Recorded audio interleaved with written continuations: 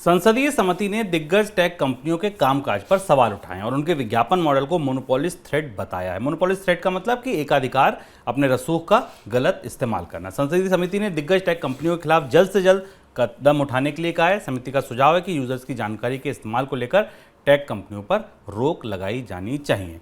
Sir, ऐसा क्यों कर रही है सरकार और तैयारियां क्या है इसके लिए? अगर रोक लगानी है तो कैसे लगेगी? ये महत्वपूर्ण सिफारिश संसद का जो शीतकालीन सत्र है वो किनारे बिल्कुल ख़त्म होते होते आई है।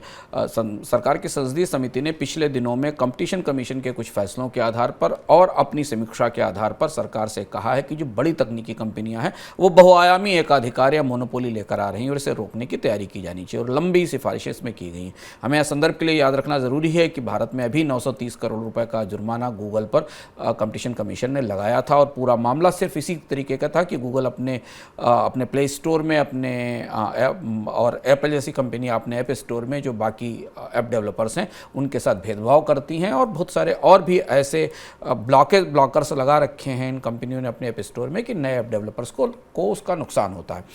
अब वित्त मंत्रालय की संसदीय समिति ने जो सिफारिश की है, अगर सरकार उसे मानती है तो भारत में सबसे पहली चीज़ तो एक डिजिटल कंपटीशन एक्ट नाम के एक अलग कानून का रास्ता साफ हो सकता है। भारत में अभी जो भी कंपटीशन संबंधी गतिविधियां हैं कंपनियों की, वो कंपटीशन कानून के तहत होती हैं, जिसमें डिजिटल भी है और बाकी कंपनियां भी हैं, जिसमें हमने देखा कभी सीमेंट कंपनियों के कार्टेल्स पकड़े जाते हैं, कभी शिपिंग कंपनियों के कार्टेल्स पकड़े जाते हैं।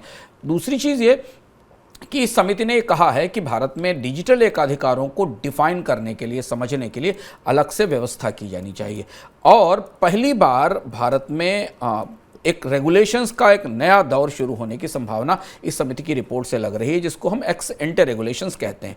दुनिया में डिजिटल स्पेस में मोनोपोली में एक्स एंटे रेगुलेशंस का बड़ा रोल है। ये ऐसे रेगुलेशंस होते हैं जिनमें बाजार में आने वाली किसी गतिविधि की संभावना के आधार पर कानून बनाया जा सकता है। अभी कंपटीशन के या मोनोपोली के मामले जब शिकायत के तौर पर कंपटीशन कमीशन के पास पहुंचते हैं तब कंपटीशन कमीशन उन पर कार्रवाई करता है। जब कोई रिपोर्ट करता है तब उसके बाद उस पर कार्रवाई होती है। लेकिन ये कहा है समिति ने कि भारत में डिजिटल मोनोपोलीज को देखने के लिए पहले से ही ऐसे कानून बनाने चाहिए, क्योंकि डिजिटल मोनोपोलीज जब बाजार में स्थापित हो जाती हैं फिर उन्हें खत्म करना मुश्किल होता है। अगर यह प्रक्रिया आगे जाती है तो इसका सीधा असर भारतीय बाजार में कई सारी बड़ी कंपनियों पर पड़ेगा, जिसमें गूगल, मेटा, गूगल की पेरेंट कंपनी अल्फाबेट, मेटा, यहाँ तक कि टेलीकॉम कंपनीज जो भारत में एकाधिकार लिए हुए हैं, जैसे जियो और एयरटेल, और इसके अलावा और भी तमाम सेवा देने वाली कंपनियों का पर पड़ेगा। सरकार इस पर कानून बनाएगी कि नहीं, ये बात संसद को थोड़े समय के बाद पता चलेगी। लेकिन भारत में डिजिटल मोनोपोलीज को लेकर सरकार में कि कम से कम संसदीय समिति के स्तर पर तो चिंता दिखनी शुरू हो गई है।